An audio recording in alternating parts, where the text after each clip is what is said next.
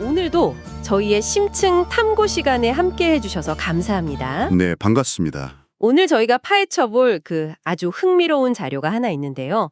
누가복음 9장에 나오는 이른바 변화산 사건을 다룬 어느 목사님의 설교문입니다. 아, 그 변화산 사건이요. 아주 유명한 대목이죠. 맞아요. 오늘 우리의 미션은 명확합니다. 종교적인 맥락을 훌쩍 넘어서서 우리가 삶의 커다란 위기나 도무지 풀리지 않는 막막한 현실을 마주했을 때 말이죠. 네. 그럴 때 기도와 견뎌냄이 대체 어떤 의미를 갖는지 지금 듣고 계신 청취자님을 위해 핵심적인 통찰을 쏙쏙 뽑아내는 겁니다. 아주 기대되는 주제네요. 종교 유무를 떠나서 누구나 꽉 막힌 벽 앞에 선 것처럼 막막할 때가 있으니까요. 오늘 다루는 내용이 우리가 일상의 고비를 넘기는데 꽤 흥미로운 관점을 제시해 줄 겁니다. 그럼 가장 먼저 눈에 띄는 장면부터 한번 짚어볼까요? 좋습니다. 성경 일화 속에서 예수님이 산에 올라가 기도하실 때 그 모습이 아주 영광스럽게 변했다고 해요. 그런데 정작 모세, 엘리야와 나눈 대화의 주제는 좀 뜻밖이었습니다. 자신의 십자가 죽음에 대한 이야기였죠. 네, 맞습니다. 그러니까 그렇게 치열하게 기도를 했는데도 자신이 십자가를 져야 한다는 가혹한 운명이나 현실 자체는 단 하나도 바뀌지 않았다는 겁니다. 바로 그 지점이 우리가 흔히 갖는 오해를 확 뒤집는 부분입니다. 어떤 오해를 말씀하시는 거죠? 보통 우리는 기도를 내 뜻을 관철시키고 나를 힘들게 하는 주변 환경을 바꾸기 위한 어떤 도구로 생각하잖아요. 그렇죠. 저도 제발 이 상황 좀 해결해달라고 빌곤 하거든요. 하지만 이 설교의 핵심은 진정한 기도의 목적이 척박한 현실을 내 입맛에 맞게 바꾸는 데 있지 않다는 겁니다. 오히려 그 피할 수 없는 현실을 묵묵히 견뎌낼 수 있는 사람으로 나 자신을 변화시키는 과정이라는 거죠. 환경이 아니라 나를 바꾼다. 네, 청취자님, 혹시 지금 도무지 바뀌지 않아 답답했던 상황이 사실은 스스로를 더 단단하게 빚어내고 있던 과정은 아니었을까요? 내가 변화하는 과정이라고 생각하니까 제자들의 반응이 참 재미있고 인간적으로 다가오는데요. 그 엄청나고 경건한 순간에 베드로 일행은 깊이 졸고 있었다고 하죠. 맞습니다. 여기서부터 진짜 흥미로워지는데요. 졸았다는 사실보다 훨씬 더 중요한 포인트가 있습니다. 그게 뭔가요? 어찌됐든 그들이 그 자리에 남아있었다는 점입니다. 오순절 성령 강림 때나 부활의 자리에 없어서 결국 의심 많은 자가 된 도마의 예시를 보면 알 수 있죠.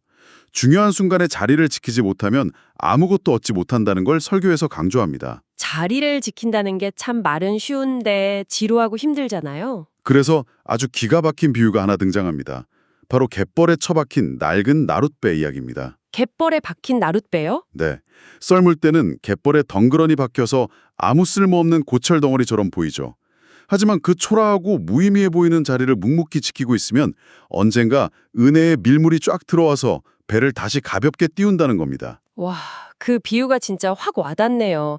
끝이 안 보이는 시험 공부를 하거나 쳇바퀴 돌듯 정체된 직장 생활을 견디는 게 꼭 갯벌에 처박힌 느낌일 때가 많잖아요. 정확합니다. 그저 꾸준히 그 자리를 지키는 것만으로도 엄청난 가치가 있다는 뜻이군요. 그리고 그 밀물이 들어오는 순간 우리의 시각은 완전히 뒤바뀌게 됩니다. 졸다가 깬 베드로의 태도가 180도 돌변한 것처럼 말이죠.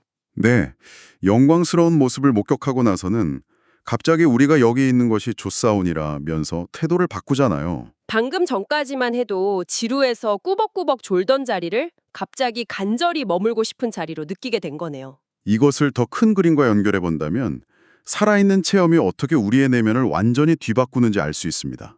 이 설교를 작성한 목사님의 아주 솔직한 개인적 일화가 이를 잘 보여주는데요. 어떤 일화인가요? 심신이 너무 지쳐서 설교조차 하기 싫고 다 내려놓고 싶었던 때가 있으셨대요. 아까 말씀하신 그 갯벌에 처박힌 나룻대 같은 상태였군요. 그렇죠.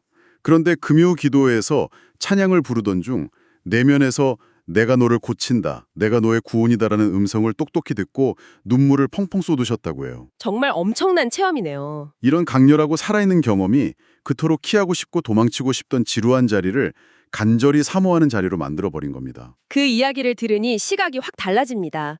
자, 오늘 우리가 나눈 이야기의 핵심을 한번 정리해 볼까요? 네, 좋습니다. 결국 삶의 고난 앞에서 무언가를 간절히 바라는 기도의 행위는 환경을 내 맘대로 바꾸는 요술지팡이가 아니라 나를 단단하게 다듬어가는 과정이었습니다. 맞습니다.